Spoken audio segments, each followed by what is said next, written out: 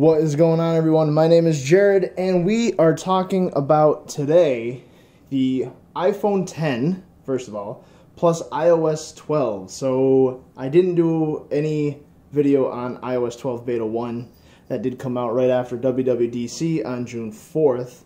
However, I will do a video now. This is Beta 2. I did use Beta 1, and there was certainly some bugs here and there. The most notable ones, at least for me personally, was the GPS bug, where it took a very long time to lock on. So you'd be driving, you'd punch on your navigation, and it would just not show you where you were. And interestingly enough, this past weekend when I was using the GPS on Beta 2, while the GPS recognition was a lot better, it still has issues. But anyway, so iOS 12, it is certainly going to be a year of refinement for Apple. They are not going for the whole redesign look. They are going for bug fixes and stability improvements and speed improvements. So one of the biggest things also is they changed their notifications just a little bit.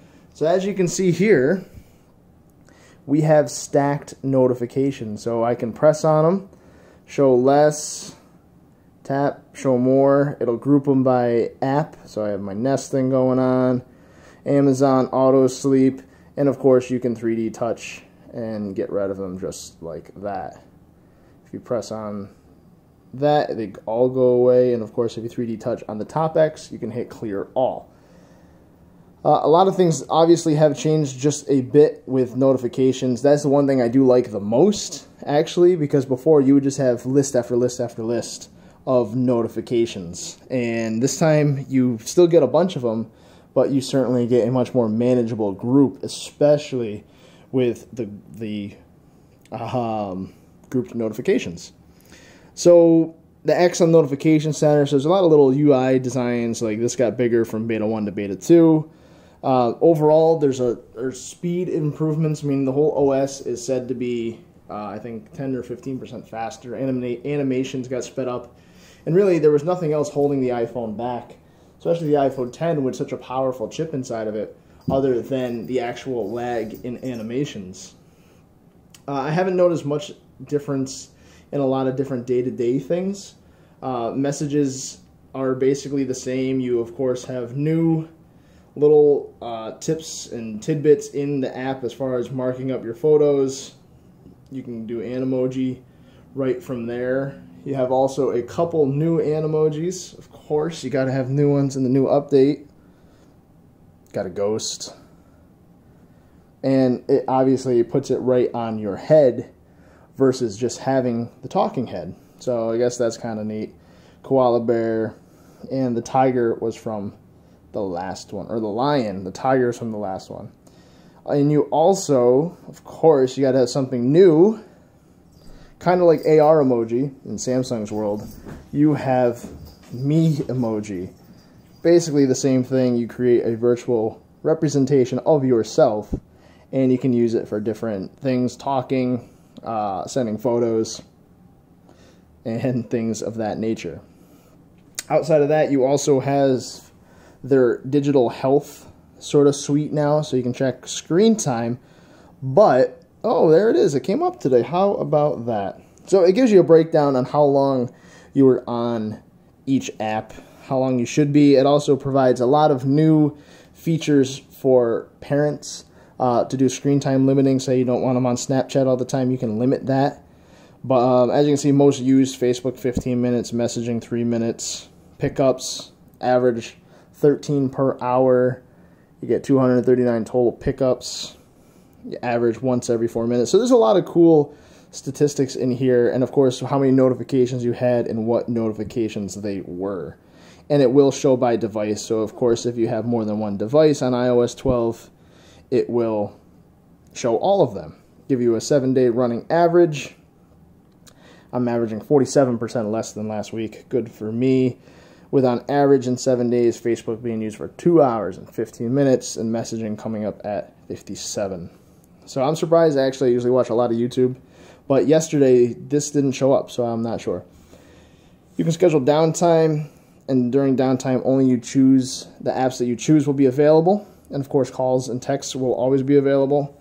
You can add limits to the apps, and you can obviously block certain apps, and you can do it for your family as well. So like I said, this is what happens when you have kids, and you can do that for your children.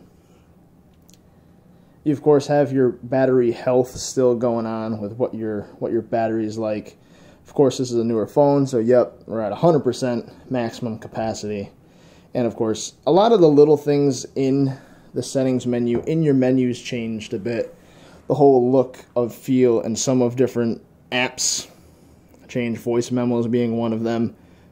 One of the new apps is Measure. So now you have AR measuring ability. So let's bring that water bottle there. Let's see how we do it. So you add a point, drag it up, and it's saying that the water bottle is about 9 inches high, which I don't think so. I think if I laid it down, and hopefully it doesn't leak, you'll see it's going to be a different measurement. So obviously there's going to be some tweaks and things of that nature that they're going to get to. Yeah, it's saying laying down, it's about 10 inch. So it's all about kind of the perspective.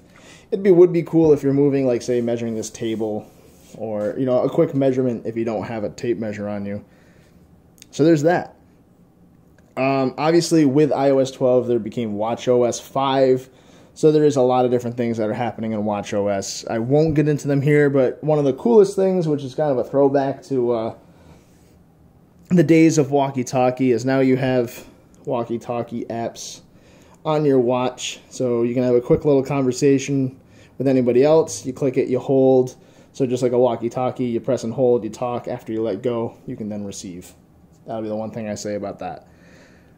So again, yeah, iOS 12 has certainly been about improvements as far as speed, as far as performance, everyday usability. Things like that have obviously gotten a little different. And of course, there's always little differences. Like now, I know when you're in your music, let's see, you go into your music when you're playing something. So say I got a song going. Whoop. You can 3D touch on it, bring up a whole bunch of options. So there's a lot of little stuff like that. There is countless new features that have been added. If you look at the change log, there's way more than I've talked about, but this is certainly the top ones, especially to me. When you swipe down, it's going to preview a lot of things that you do. So for example, I have text message this person. I played this one song a lot, and I viewed my photos a lot in the past few recent days. So there's that. Siri has also gotten better. More conversational, apparently. I haven't seen it to be a huge improvement, but obviously any improvement is good improvement with Siri. And as far as in the camera, I haven't seen much of a change. The camera's still just as good as it was. App Store hasn't really changed that much. Not a lot of new menus or anything there. Like I said, a lot of it was in some apps that I guess personally I don't use. Maybe some other people use. But wasn't a whole lot of there. Now, we'll talk about bugs just a little bit. So, Beta 2 has been a lot better than Beta 1, but what I will say is that Beta 2, I've noticed I have a calling bug, at least me specifically, meaning, so I had my car hooked up to my phone with Apple CarPlay today, and I received a call and nothing came up. So I don't know if it is a CarPlay bug or is it an iPhone bug right now, but basically what happened was I got a call, nothing would show up. I'd hear my phone ring, my watch would ring, and I could answer it from the watch, but I couldn't answer it from the phone or the head unit. So again, this happened when I got home. I just had my phone on. I was getting a call, and nothing showed up on the phone. I did, however, see the little calling icon up here in the top left, where it normally is, and you'd press on it, get your calling menu. I'd press on it, nothing would come up. So again, iOS 12 is certainly a developer's preview. The public beta has not came out yet, so if you're not someone who is willing to experience and deal with bugs, I would certainly advise against installing this on your daily phone. I've dealt with a lot of bugs before, so I certainly do have experience with that. So I knew going into this, I was going to have some bugs that I wasn't going to like, that may have been a problem, and that is obviously one perk of having a work phone and a personal, is that if my GPS didn't work on the iPhone because of a bug, I could use my other phone, plug it in, and have reliable GPS, especially when I was traveling.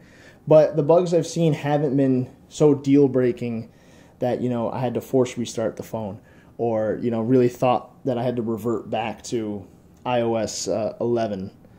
Really, it's just been minor annoyances, certainly less than iOS 12 Beta 1. So I'm looking forward to Beta 3, which should be in about a week and a half now. They pretty much release on an almost every 2-week basis, something like that. 2 to 3 weeks is about the trend. And their previews have certainly gotten way better than they used to be. So, not saying it's riddled with bugs. There's always going to be little bugs, but it is a lot better than what it used to be. So, some key features, again, I'll cruise over them real quick. Stack notifications, super helpful. You open them up, you see all your stuff. You get some new animations, so if you watch closely, things kind of drop in and expand. I do like that. It does look very nice. A lot of new animations across the board. Speedier animations, better performance, better app opening times, so it's certainly not as slow as it used to. And not that the phone was slow, of course, but it is certainly faster. And again, I think that has a lot to do with animation scale. But, you know, people who used to jailbreak could always tweak that, but people who didn't were used to the normal Apple animations, which are rather slow, especially when you compare it to a phone like a OnePlus 6. Better security, the screen on time, your digital health, I guess is what they call it. That's in there. For me, it's more of just I guess, useful information as far as what I do most on my phone. So that might be helpful to you if you're looking to cut back or looking to see where you spend most of your time.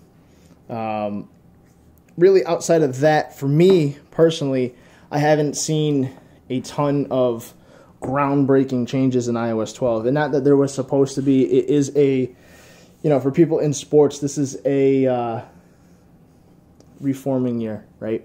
This is a regrouping, a restructuring year for Apple and iOS. It is changing just a little bit to get better. iOS 11 was riddled with annoyances, bugs, bad hiccups, and exploits that people showed off with text messaging bugs and text bombs and things like that, which really hurt the credibility for iOS. So 12 is not a redesign, it's not a reformat, it's not a groundbreaking update, but what it should do is ease of use, creature comfort sort of things, stack notifications, which Android people have had for a little bit of time now. You're getting things like that, a little bit faster Face ID, faster app opening from your lock screen. So the camera is supposed to open up a little quicker than it used to. So a lot of speed improvements really across the board. So like I said, I haven't noticed any big issues. I haven't, like I said, I haven't said that I gotta really switch out of this beta because it's so bad. No, it's pretty good actually.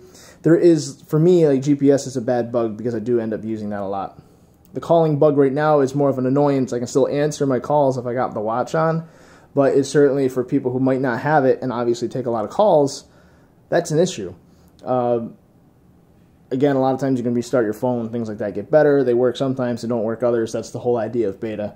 So anyway, if you have iOS 12 Beta 2 on your phone, let me know in the comments. Tell me what your opinion is of it. So far, I absolutely like it. I think they're going, again, for a regrouping, reforming year, which is totally fine for me. I'd rather have a slick, smooth iOS than a new and improved buggy version, right? So I'd rather have good, useful features that work rather than useless features that don't. So again, iOS 12 Beta 2, I like it. I hope it gets better. Obviously looking forward to the next beta. They always squash a bunch of bugs in these beta builds, and some new ones crop up. So anyway, again, thank you for watching. If you do have this, let me know. We'll talk about it. What is your favorite feature? What isn't? Did I say anything wrong? Maybe. Did I miss anything? Probably so. Let me know. And I will see you all in the next video.